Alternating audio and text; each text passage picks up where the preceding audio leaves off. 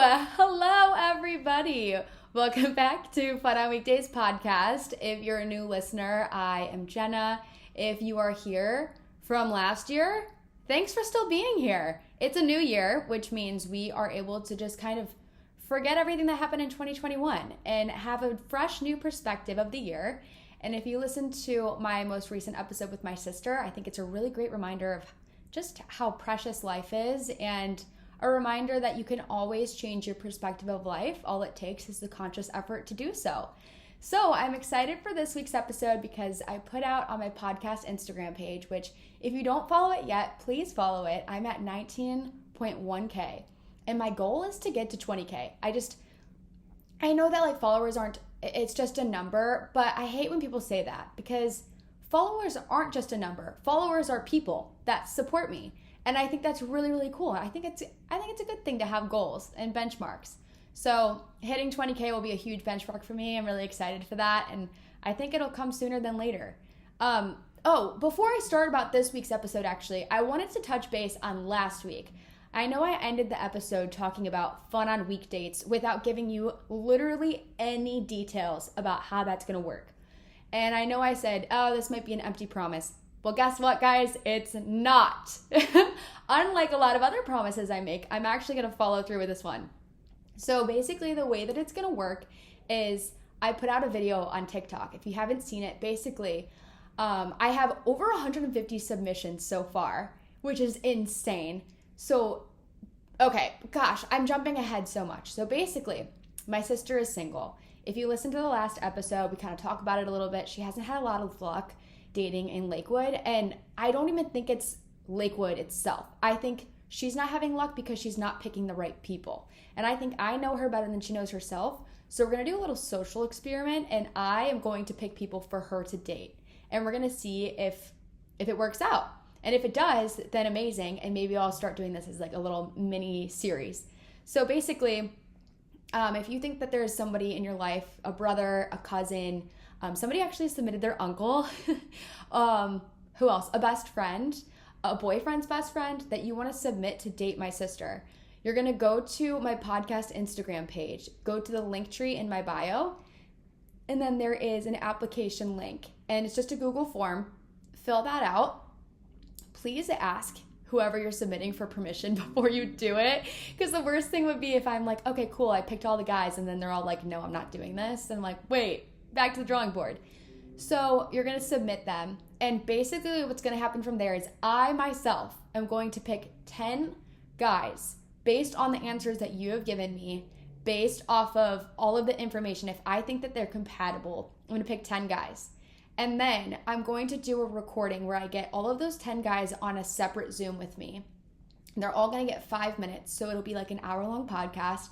And I'm going to ask them all the same, like 2 to 3 questions. I think it's integral to ask them the same questions so we can see how they answer them. Because if I ask them all different questions, like how do you compare them? So then after that episode where we ask them those questions, we're going to put it out to the public. So you guys will all be able to vote on who you think is the most compatible for my sister. And my followers and listeners are going to get to pick one guy that moves on to like the next round. So it's kind of like a little DIY Bachelorette, if you will. I don't want her going on national television. So I'm like, let's just go on my national podcast instead. So after the 10 guys, this is how we're going to pick. It's going to be narrowed down to 5. I'm going to pick somebody. My parents are going to pick somebody. My sister Sydney and her husband are going to pick someone. Y'all are going to pick someone. And I think the last person that I'm going to get to pick are like my grandparents. So that's going to narrow it down to 5 guys. After the 5 guys, we're going to get to ask them more in-depth questions to get to know them a little bit more. And then they're going to ask me a question or something. I'm going to figure it out. I might give them like a task where they have to come up with a poem or something. I don't know. I'm going to think through that part. So after the 5, and at this point, Erin has no say in who is going to move on to the next round, right? So like this is all us picking someone for her. So after the 5 people, it's going to be narrowed down to 3. This is her chance to pick one guy that she really wants to meet. And then I'm going to pick somebody and you guys are going to pick somebody. After the final 3, this is when I'm going to get Erin and the guys on a Zoom together. And I'm going to like facilitate a little speed dating, if you will. After that episode, it's going to be down to the finale, the final, what should we use instead of a rose? I don't know. I have no idea. I'll think through that. I'll think that through too. It'll be down to the final episode where the public, all of you guys, I'm going to put out like a form and everybody's going to be able to vote just one time who they think is the best fit for my sister. And depending on who wins, I'm going to get my sister and that guy together, regardless of where they live. It could be, I don't know, I might get them together in like Chicago or Austin or Cleveland. It just really depends on where the person lives. So you can submit anybody who lives anywhere, and at the end of it, they are going to go on an actual date. So if you want to submit somebody, I suggest asking them first if they're down for it. And yeah, I think it's going to be really fun. Honestly, my family's been talking about this for a while. We're like, maybe we should take matters into our own hands. So that's exactly what I'm doing. Using my platform for good, right? Love in 2022 is what I'm looking for. Maybe a brother-in-law. Who knows? All right, so now switching gears, we're going to talk about this week's episode, which is all about post-grad, navigating life after college, after school. It's such a weird point in your life. There's so many changes, and it's like, I don't know what I'm doing. I'm an adult, but I don't feel like I am, but I'm expected to be one. And so this week I put out a question on my podcast Instagram page, and I said, what topics do y'all want me to talk about? And this was one of them. And I thought it was really fitting too, because I know a lot of my listeners are in college. And so this point right now, when I was a senior in college, was when I was applying to a lot of jobs. And I was just starting to really envision like what I wanted my life to be after college. And looking back now, I put so much stress on having a set plan, because I had in my mind, I'm like, when you graduate college, you're supposed to get up and move and leave and get a job right away. And I put a lot of stress of that expectation on myself. And now looking back, I'm like, that's not realistic. So many people do not do that. And I think more people actually stay in their hometown, they stay in their college town, they get a temporary job, they save money, and they don't just up and move. And I think the number one thing to keep in mind is that post-grad life looks different to everyone. And comparing yourself and where you're at is like the worst thing that you can do for yourself. So my first question, when I was going through like a little bit of an outline, trying to figure out what I wanted to talk about today, I was thinking, what even is post-grad? Like, how many years after you graduate are you still considered in your post-grad years? I mean, technically, when you're 40 years old, if you went to college, you're still in your post-grad. But then I was thinking about it, and I'm like, I truly think your post-grad years are like, it's kind of like your middle 20s. And I think that there's this expectation that the year after you graduate college, you have a year, and then after that year of working at your job, you know what you're doing. And that's so not true. I'm 24, I'm going to turn 25 this year. My sister's 26, turning 27. I know people who are like approaching their 30s. And the one thing I've learned is that nobody knows what they're doing. And once you think that you've navigated post-grad life, you're just going to have another stage of your life to navigate. You're going to have to navigate marriage. And then once you finally figured that out, you're going to be thrown another curveball. And now you're going to have to navigate a family. And once you've finally got that under lock and you've raised your kids and you finally know what you're doing, they're going to graduate, they're going to go off to college, they're going to go and live their own life, and you're going to be empty nesters. And then you're going to have to navigate that whole period of the time that you don't have kids until the time that you retire. And then you retire and you're like, oh my gosh, now I have to navigate this whole new point of my life where I don't have a job. I'm doing anything that I want to do for myself. But then, yeah, you're budgeting a little bit differently because you're living off of that 401k. So then you have to navigate that. And I think we have to remind ourselves, don't put so much pressure on trying to find the exact route, because there isn't one. And everybody's post-grad life experience looks completely different. After I graduated college, I had about 2.5 months that I lived at home until I came and moved to Austin. And I think during that time, I was still navigating like the post-grad life in just a different way. I was living at home with my parents, which was great because I was saving money. But I was also navigating trying to set like new boundaries. because the boundaries that I had living at home when I was in high school was I have to be home by 11:30 p.m. I'm not allowed to sleep over my boyfriend's house, which I can't do that now, but and I think that we have to remind ourselves that it's okay to not know what you're doing for a little bit of time. There are so many people that you graduate and like you just don't know what you want to do, and that's perfectly okay. You can work at a local bar, you can bartend, you can live at home, you can spend time applying to different jobs. And I think that the second that you start comparing where you're at and you start determining your own success based on other people's paths is where you go wrong, because comparison is the thief of joy. And I know you've heard this from Tinks, you've heard this from so many different podcasts, from so many different people, and it's something that I just truly believe in. I think that the grass is always greener on the other side. When, say myself, when I first moved to Austin, I would look at people who were still in my hometown, like all of my friends, and I would be like, oh, I wish I was them, because they all get to hang out, they all get to spend time together. I have FOMO. I don't have like my set group of friends here anymore, and it was really hard for me to watch that, and for me to watch them like save their money and just do things for fun that they haven't had a chance to do because they were busy with school.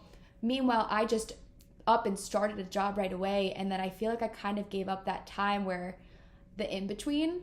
And so I would look at them and be jealous of that. And then even now I look at people who are 23 and engaged and married and have kids, and I'm like, I want that. And I think if I were to get so fixated on I want that and I don't have that, I wouldn't be grateful for where I'm at right now. And so reminding yourself that everybody is on a completely different trajectory of life is the key. And Tinks also said this in another podcast. I think it was with Lauren Bostic. I want to say it was on the Skinny Confidential. She said that it's important that you have friends that are on different wavelengths, but that you can be happy for them and you can celebrate their successes, and you can be excited if they get engaged, even if you're not and you're, living your life, or vice versa. I think that it's important to surround yourself with people that celebrate those same successes, because that's a success as a friend group, and it's not just like an individual success. Comparison is the thief of joy in the fact that everybody's doing different things, and that doesn't mean that you can't not be friends with people just because you're not on the same wavelength. Like, you can't, just because your friends are living in your hometown doesn't mean that because you're living in a new city that you're not on the same wavelength and you can't still be friends. And I think that you don't have to understand what somebody's going through, but you can still support them during that time and be encouraging of them, because that's what you would want them to do for you, right? Exactly. Okay, so another thing that I mentioned before is that I don't think that there's any way to successfully navigate post-grad life. 20s are your time to not know what you're doing.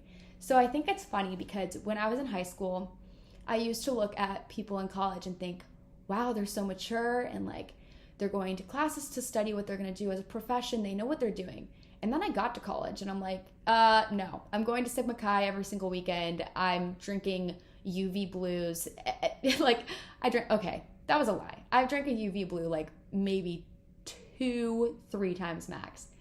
But you get what I'm saying. Once I was actually in that position, I was like, wow, they definitely don't have it figured out.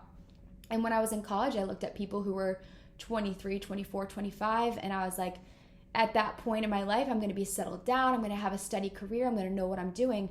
I'm now 24 and I still don't know what I'm doing. And I think that's the key, is recognizing that it doesn't matter how old you are. Even my parents, they don't know what they're doing. They think about retirement. They think about having grandchildren, and their plans and their expectations of the future change based on life circumstances. So like I said, once you think you figured it out, and I'm finally at this stage now where I'm like, okay, cool, like post-grad, I've finally settled down in a city, I've made a home, I've made my group of friends, I feel confident in my career. Once you get to that point, it's like life senses that, and it's like, bam, I'm gonna hit you with a curveball, and I'm gonna keep you on your toes, and I'm going to make you change your perspective and make you grow and evolve into the human being that you're supposed to be. And I'm going to put you in an uncomfortable position yet again where you have to navigate a new, uncomfortable, unknown, time of your life. So I'm just kind of like waiting for that. I know it's right around the corner. I know it. Life is meant for you to learn every single day, and there is no single key to navigating it. But I have a few tips, if you will. So the number one is have fun. Don't take life too seriously, because like the worst thing that you want to do is look back on your life when you're 60 years old and be like, wow, I spent so much time worrying about my career and I didn't enjoy it while I was like happy and healthy and I had my friends around me. I think that would be one of my biggest fears. And I know that I'm not doing that because I am living in the moment. So that is my advice to you, is to just have fun. Don't take it too seriously.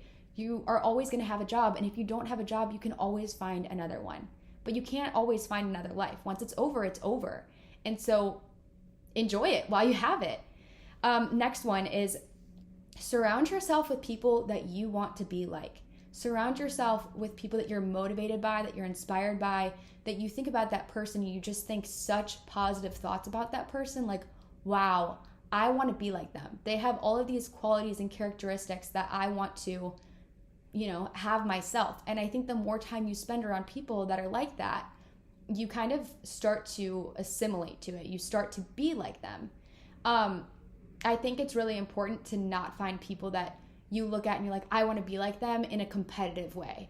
I think letting go of that competitive nature is key, and sometimes it's really hard to do, especially when you are in like your post-grad years right after college and you have these friends and like you're really motivated by them, but they're having all these successes and you see them doing really well, and then you get to a point where you're like, ugh, that's kind of annoying, and you think about yourself and you compare them to yourself and you're like, why are all these good things happening to them but it's not happening to me? Well, let me tell you, it's your mindset right there. That's why those good things aren't happening to you, is because you have a negative mindset about it. And it's like, ugh, they don't deserve it. I want that. I think that it's important to remind yourself, just like I said before, that Tinks had this point that like your friends' successes are your friends' success, are your own successes. It brings you up as a group, because then it kind of heightens your expectations for yourself. And I think that's a really good way to push yourself, is just by surrounding yourself with those people that bring it out of you.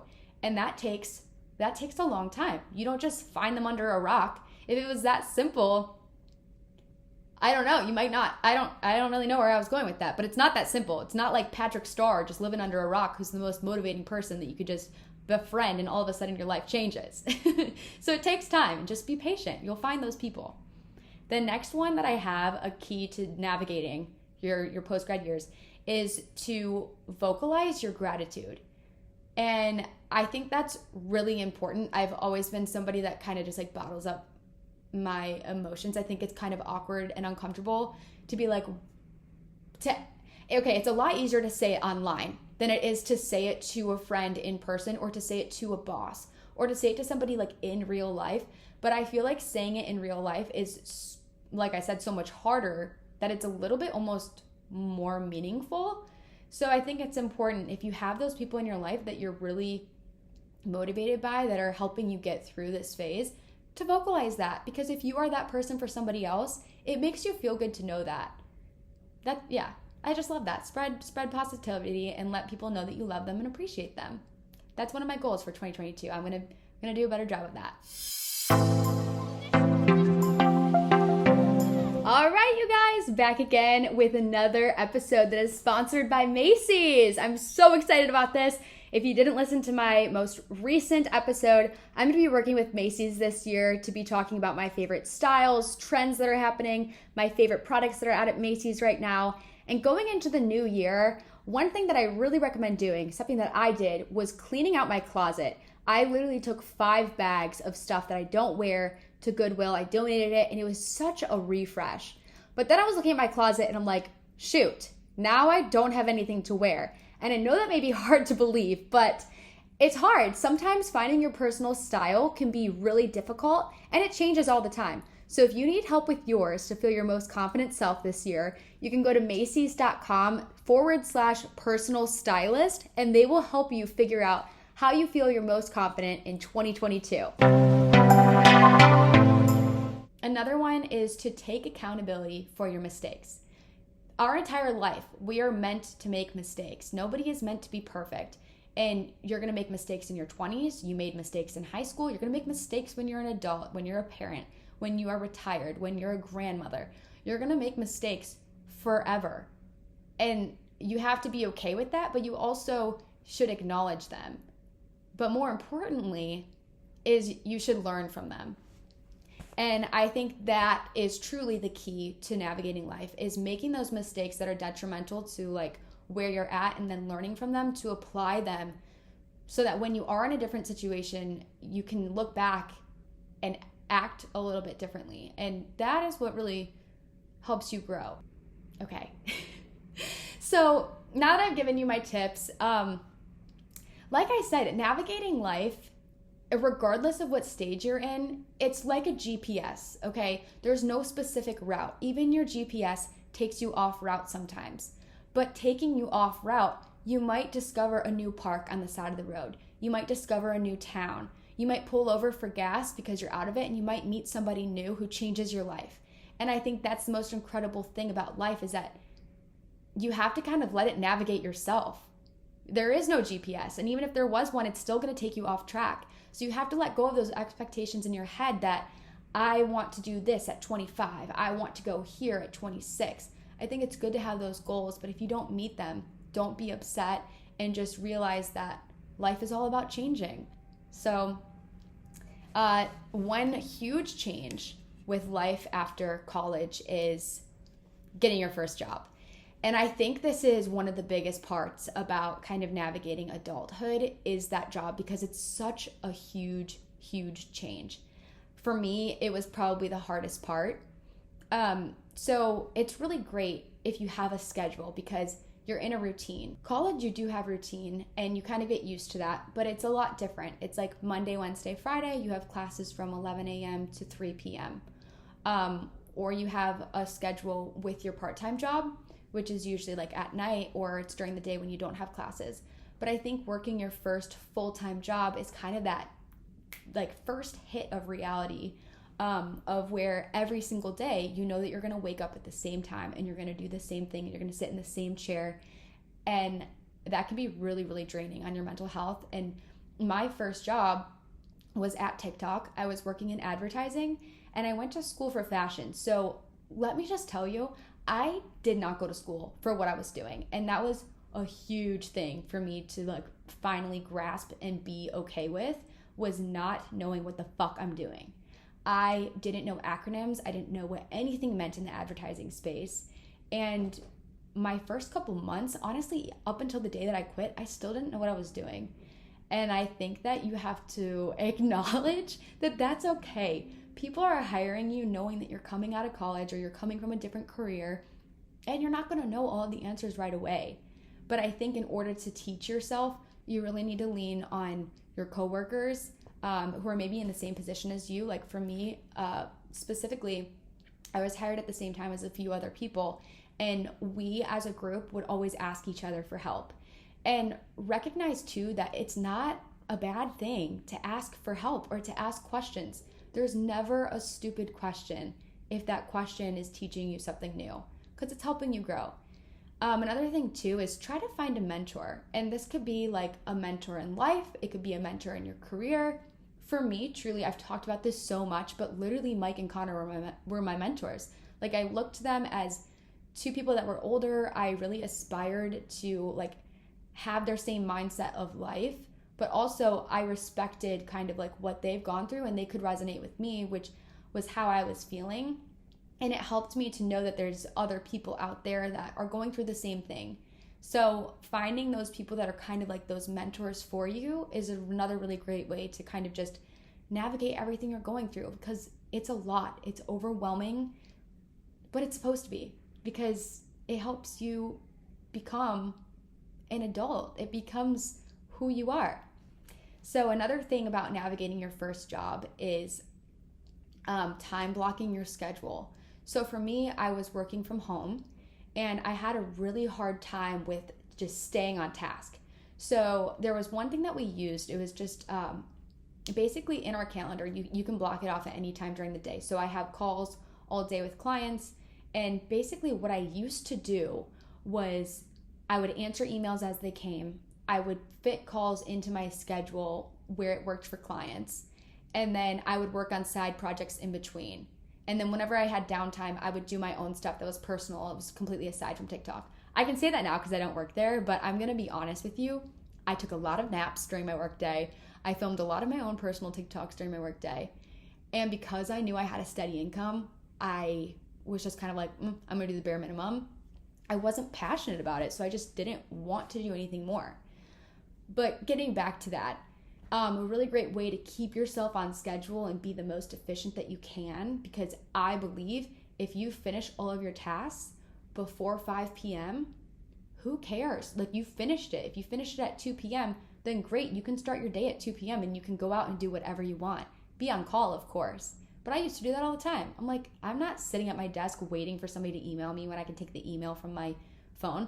Obviously, if you work in an office setting, this is just completely different. But for me, or for anybody who works from home or remote, that is something that I did do a lot. I'm guilty of it.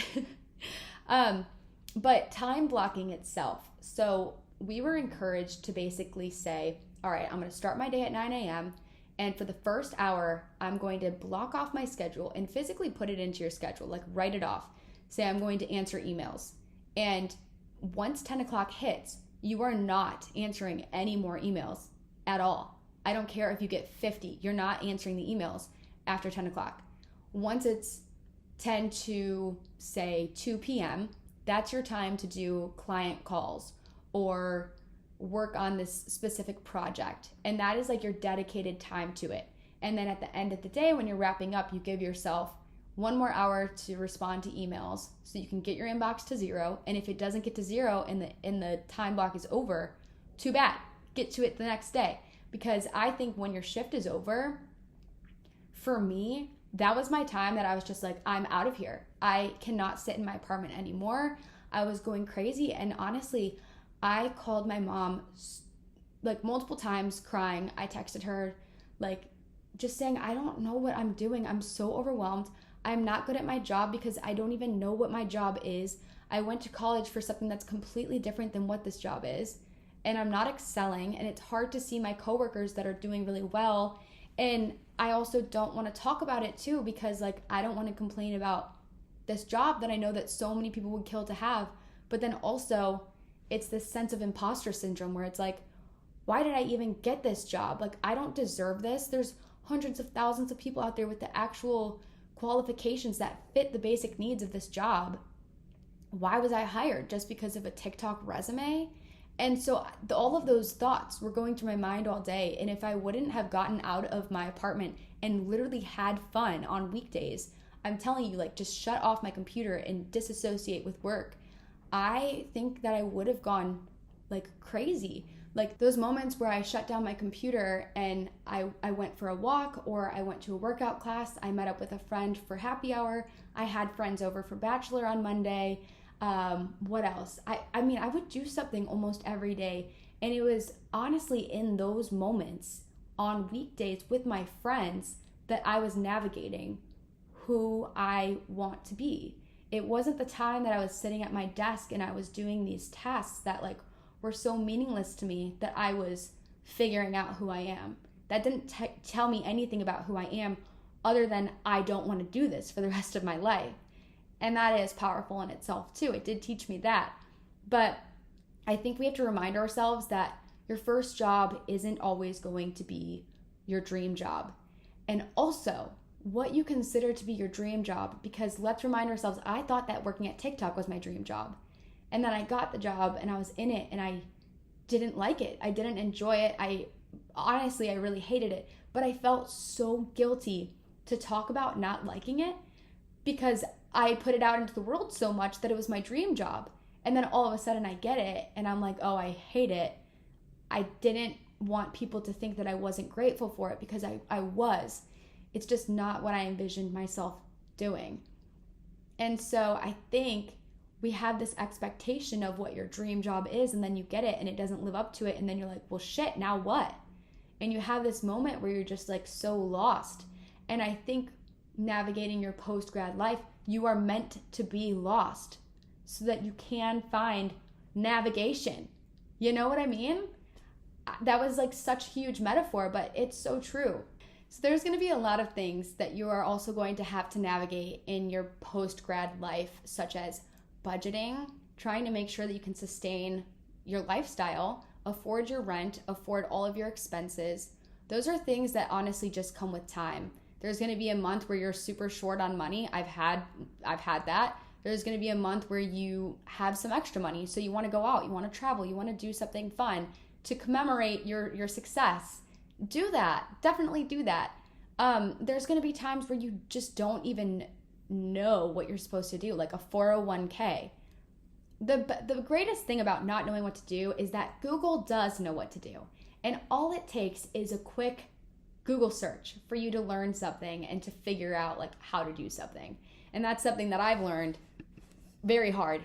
If your friends don't know the answer, your family doesn't know the answer, Google does, YouTube does. So lean on that. Another thing about like your job is, like I said, with comparison is the thief of joy. Don't compare your job to your friend's job, because nobody's going to have the same interests. Like nobody wants the same goals, and somebody may love their job and they may be making like very minimal money, and somebody may hate their job and they're making a ton of money. But like your success is not dependent on how much money you're making. So keep that in mind too. I think that it's really, really easy in your post-grad years because everybody's new to like the working environment, working full time, that I think that you should talk about salary. So you should know like when you're being underpaid and how you can ask for raises. I'm definitely not the person to ask for advice about that. I would love to have somebody on here to talk about asking for raises, asking for promotions, because I think after college you kind of get into this, this time where you've been in a company for a few years and like you're being underpaid, but like how do you get to that next step? Personally for me, I was never given a raise, I was never given a promotion, and I think it was at that moment that I realized, all right, I'm not excelling, I'm not growing in this career at all. And so now it's just time to like start something new, because I wasn't passionate about it to work hard enough to get that raise or to get that promotion. So that's okay. If you have a job that you don't like when you graduate, perfectly okay. You can be there for 3 months, you could be there for a month, you could be there for 3 years. It doesn't matter how long. I think going into 2022, my advice for you is if you don't like your job, there's always going to be another job. So you can stay at that job until you find a new one, or you can quit that job, and it's perfectly okay to kind of be in like this limbo of until you figure out what you want to do. I'm honestly doing that right now. Like, yeah, I was working full time at TikTok and then I quit. And I do kind of see this like podcast stage as like my in between, because realistically, how long does a podcast last? I don't know. It lasts as long as people want to support it. And when I picture my life as a 40-year-old, am I still sitting behind this microphone? I have no idea. I don't know. And so I do kind of envision, right now I'm at this stage in my life too, just like everybody else. I just don't know what I'm doing, but I'm taking every day as an opportunity to try to figure that out and to learn more about myself and to learn about what I want to do with my life and my time on this planet. It's not about what job do I want to have, what does my title want to be, how much money do I want to make. I think what I'm trying to figure out now, and I think what a lot of us are trying to figure out, is what impact do I want to make, and what do I want my meaning of my life to be. And the meaning of your life shouldn't be derived by a career. It should be something greater than that, something that's more fulfilling, because a career can be fulfilling, but there's just so much more to life than working. There is. Those are my thoughts on navigating like your first job, is just knowing that you might not like it. That's perfectly okay. If you don't, perfectly okay to find a new one. And if you don't enjoy it, and you don't want to find a new job, you just want to stay at it for a little while, don't make yourself miserable. Go out after work, shut it off, make your boundaries, stick to your boundaries, and go have fun after you're off of work. That's what I did. And I still do that. I'm not on my same 9-to-5 schedule, but I can say that I'm on like a 24/7 schedule right now, and I really need to remind myself to just shut it off. And I can't do that because it's like my life revolves around my phone, and it's really, really hard to just like make that separation. And I know that there's a lot of people that feel that same way. So yeah, jobs are a tough one. And I mean, I can give you this advice, but there's no single thing that you can do that's going to help you like reach success or like that navigation that you're looking for. A lot of people after school, they do so many different things. Some people go straight to working and they may live in their hometown. Some people live with their parents, are saving money, and they're searching for jobs. Me personally, I can't speak on those specific situations because I wasn't in that. So I don't necessarily know what that's like or how to relate. But my sister did that, and she talks about it a lot in my previous episode about, you know, staying in Cleveland, living there for the past 3 or 4 years, living alone. And she talks about that. I have my friend Emily Duggar talked about doing that as well. So you can listen to some other podcasts, episodes that I've done, and they talk about that a lot more. So I wanted to talk about my experience moving to a new city and how to navigate that, because it can feel very, very lonely. It can feel super overwhelming, and you can feel very homesick and isolated, and just there's almost so much to do that you don't know what to do, so you don't do anything. And my first advice to you is, if you're moving to a new place, is to just explore the city on your own. Go for a walk. I mean, if it's safe, of course. Don't go alone walking at night in the dark. Do your research. I watched so many YouTube tour videos of Austin. This sounds so nerdy, but I did. I loved watching like travel bloggers or influencers who would go around and travel different cities, and they would do like a little weekend there. I loved watching that because it gave me an idea of, you know, like things to do around here. I think also too, I follow a lot of Instagram pages that are like city specific events. So there's like When, Where, What Austin. And I get all of my ideas of like what to do during the weekdays from that page. They post so much. There's also like stuff to do in Austin page. And I know that there's a lot of very similar pages in other cities too. So my recommendation would be to follow those pages and like put yourself out there. If you think it's an event that sounds interesting, but it's not necessarily something that you would typically go to it anyway. And you can go to it alone, or you can find a friend on Bumble BFF and you can go with them. Another thing that I did when I moved to Austin, which I've talked about this in another episode, was I joined, like I said, Bumble BFF, but I also joined some Austin specific Facebook groups. And within there, it was mainly a lot of people who had just recently moved to the city, or some people who had lived here for a while but just wanted to kind of like branch out and do something new. And that was a really great way to just kind of see the things that are going on in the city, to kind of get a sense of like the people that live here, and kind of like, you know, who could I see myself being friends with? And so I guess my biggest key to moving to a new city is really the people that you surround yourself with. You can live in a really crummy apartment, and maybe it's like not your dream apartment, but you can have the best experience. And I think your experience in a city and your experience post-grad is understanding that there's people who are also in the same stage, that have just moved here. They also don't know what they're doing. They also don't know the city. And so if you can find those people through things like social media, you can connect with them. That's your great opportunity to go explore. And finding those people is what's going to make this place feel like a home. It's going to make you feel comfortable. It's going to make you feel safe. And those people are going to eventually feel like family when your family is so far away. And that's truly what I've found has helped me with like homesickness, is finding people that feel like family. And on that topic too, navigating friendships post-grad, it's hard. It's not as hard as people think to make friends, but what is hard is to make friends that are lifelong. And I think maybe I put a lot of pressure on that when I first moved here, of like, I don't see this person being in my wedding, so like I'm not going to hang out with them again. And I think maybe I shut myself off a little bit, and that's one of my mistakes. But I think it's important to realize that like you can have friends for different reasons. I've said this multiple times. You have those weekday friends that you can call up at any point. They're your go-to person. You know they're going to be down to do anything, whether that is just staying at your apartment. Literally the friends that you can sit in a room with and you don't even have to talk to each other, but for whatever reason their presence makes you feel safe. Those friends take a long time to find. And once you finally find them, it's really sad because, like I said, everybody's on these different trajectories of life. So for me, that friend was Lily. And then all of a sudden she gets a new job and she's advancing in her career and she's moving to a new city. So once you finally feel like you've found that person and they leave, it can be really hard to kind of try to replace them. But I think my point is that you don't have to replace them as a friend. You can just find other people that you see those same qualities in. And that's going to take time. Like, it doesn't just come overnight. Like I said, it's not Patrick Star living under a rock that you could just find them very easily. So my keys to making friends is put yourself out there and hang out with people that you don't think that you would necessarily like get along with.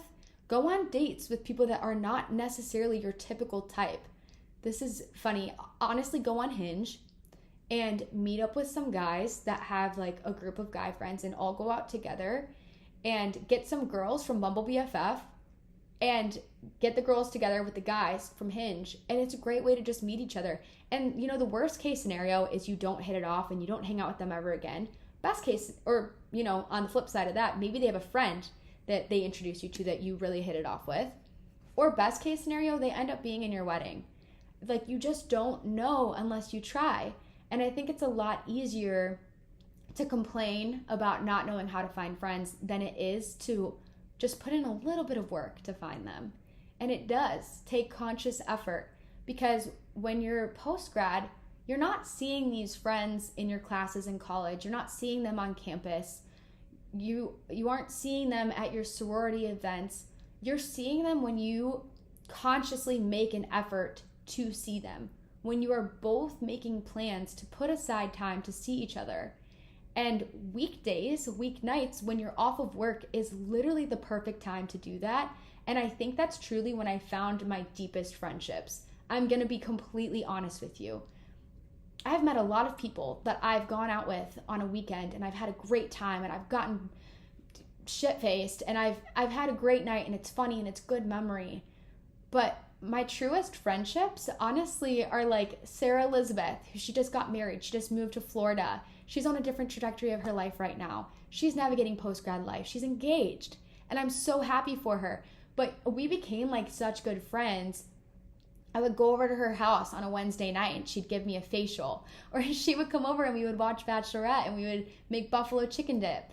It was those nights, putting work aside, having fun, just like being alone, being present on a weekday, that I found those friendships. And those friendships are what helped me navigate these past 2 years of my life, these past 2 years of chaos since graduating college.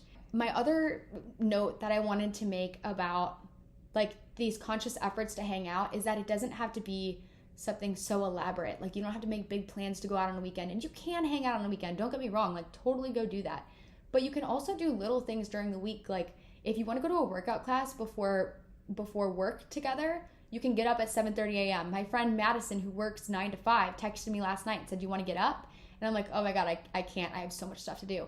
But like, you can hang out with your friends outside of work hours. You can hang out with them during lunch. You could go for a little walk. Or if you work a remote job, you could go meet up at a coffee shop. And I think just like seeing them during the week, it helps ground you so that you don't feel like just there's so much anticipation for the weekend that like that's the only time you get to have fun and enjoy your life, that you can do fun things that are little and meaningful and impactful that help you discover who you are during the week. And I think that's all about what post-grad is.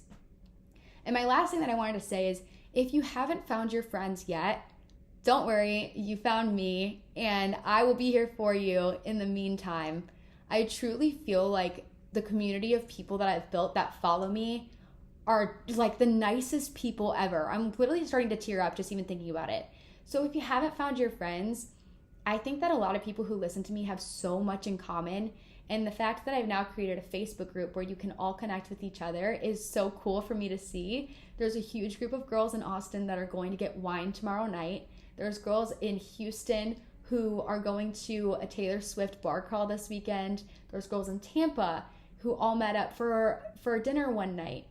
It's so cool to see that, like, if you haven't found those friends yet, join my Facebook group too. You may never know. You might find your best friends in there because at least you know you have one thing in common. And that one thing in common is that we all like to have fun on weekdays and we have this mindset of just wanting to live our lives to the fullest. So, with that being said, I'm so glad you guys are here. I hope you enjoyed this episode. Like I said, I'm trying to figure it out too. And I think to myself, like, who am I to give you advice on navigating post-grad life? I'm trying to navigate it myself. But I think the biggest key is finding people to navigate through it together.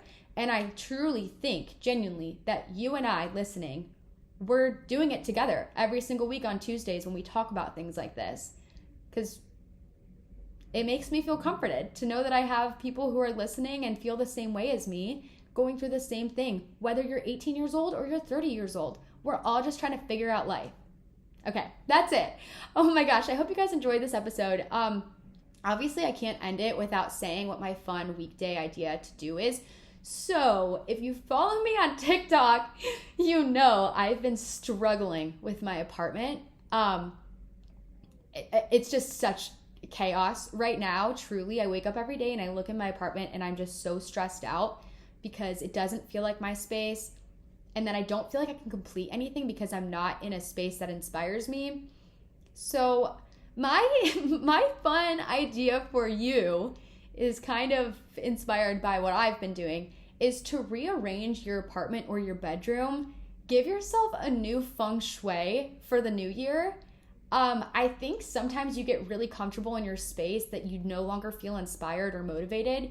And so to just make like little changes, maybe swap out some decorations, maybe move your room around, maybe switch your rug a different way. I don't know, whatever it is, like those little changes kind of change your mood because the space that you live in has a lot to do with like your motivation to live life and stuff.